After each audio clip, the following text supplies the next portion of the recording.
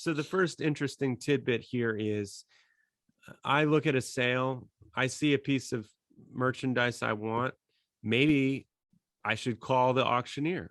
Is this a thing one should do? Or depends on who the auctioneer is. That's absolutely right.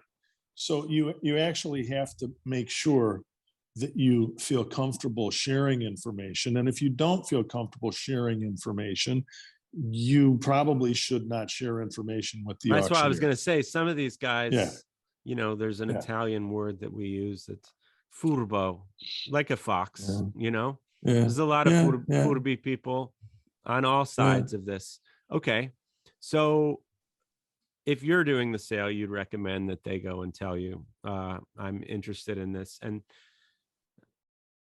how would you, if somebody said, I'm interested in X machine, what would you do? What would you tell them? Well, I find out what they're looking for. I mean, maybe it's not just that machine. I had a buyer who was interested in a group of machines and packages of tooling. And if I can help them, I said to them, look, you're going to buy this stuff and you don't want to end up with part of this and not the rest of it.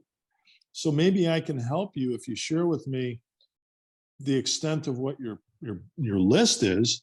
I might be able to help you put things together in such a way that is beneficial to you as the buyer and beneficial to me as the auctioneer and beneficial to my client, which is truly a win-win-win.